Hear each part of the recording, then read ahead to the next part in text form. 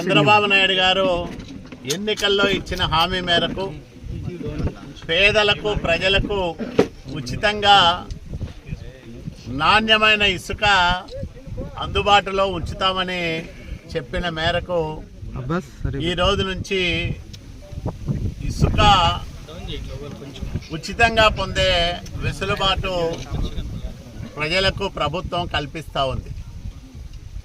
NDA ప్రభుత్వం కేంద్రంలోనూ రాష్ట్రంలోనూ అధికారంలోకి వచ్చిన తర్వాత ప్రజల ఆశలను ఆకాంక్షలను నెరవేర్చడానికి ప్రత్యేకమైన శ్రద్ధాశక్తులు కనబరుస్తూ ఉన్నాయి రెండు ప్రభుత్వాలు. ముఖ్యంగా చంద్రబాబు నాయుడు గారు ఇప్పటికే 5 సంతకాలు ప్రధాన హామీలను నెరవేర్చే క్రమంలో 5 సంతకాలు తొలి సంతకాలుగా చేశారు.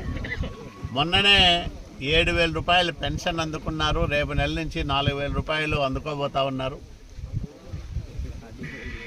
ఈ రోజు నుంచి ప్రజలు ఉచితంగా ఇసుకను పొందే సౌకర్యం రాయదుర్గం నియోజకవర్గంలో జుంజురాంపల్లి సమీపంలోని స్టాక్ యార్డ్ నుంచి మనం మొదలు పెడతా ఉన్నాం.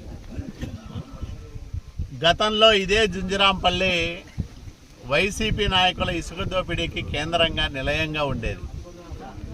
ఈరోజు అత్యంత పారదర్శకంగా కేవలం లోడింగ్ ఛార్జీలను మాత్రమే వసూలు చేస్తూ, అంటే టన్నుకు 195 రూపాయలు,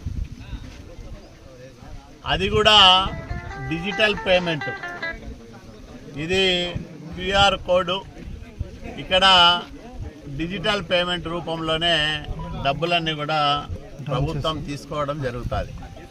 ఎక్కడా ₹1 నగదు లావాదేవీలు లేకుండా అత్యంత పారదర్శకంగా కేవలం లోడింగ్ ఛార్జీలను మాత్రమే వసూలు చేస్తూ ఈ కార్యక్రమానికి రాష్ట్ర వ్యాప్తంగా శ్రీకారం చుట్టాం. ఈరోజు అనంతపురం జిల్లాలో ఇక్కడే మనం ప్రారంభం చేసుకుంటున్నాం. ఈరోజు ఉచిత ఇసుక అందజేసే సరఫరా కార్యక్రమాన్ని. కాబట్టి ప్రజలందరూ కూడా దీన్ని సద్వినియోగం చేసుకోవాలి. అవసరం లేని వాళ్ళు ఎవరో కూడా దయచేసి ఇసుకను తరలించే కార్యక్రమం జోలికి పోవద్దండి.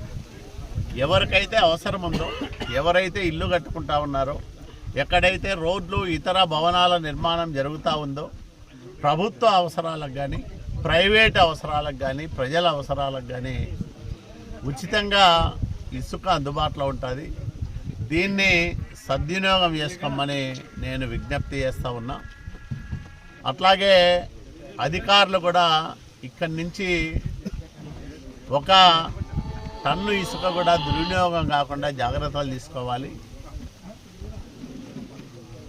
డిజిటల్ పేమెంట్స్ కాబట్టి ఎవరు డబ్బును దుర్వినియోగం చేసే అవకాశం కూడా లేదు.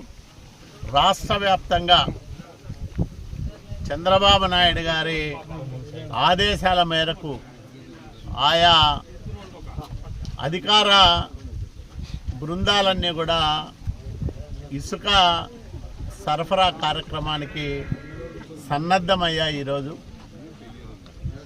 చేసింది చెప్పే నాయకుడు చంద్రబాబు నాయుడు గారు. ప్రజలంటే బాధ్యత ఉన్న నాయకుడు చంద్రబాబు నాయుడు గారు. రాష్ట్ర పరిపాలనను గాడిలో పెట్టే సామర్థ్యం ఉంది కాబట్టి 164 స్థానాల్లో అఖండ విజయం ఎన్డీఏ సాధించగలిగింది. కాబట్టి నేను ప్రజలందరికీ కూడా ఒకటే విజ్ఞప్తి చేస్తూ ఉన్నా, ఇది ప్రజలకు సంబంధించిన ఆస్తి, రాష్ట్ర వనరు. దీన్ని సద్వినియోగం చేసుకోవాల్సిన బాధ్యత ఉంది.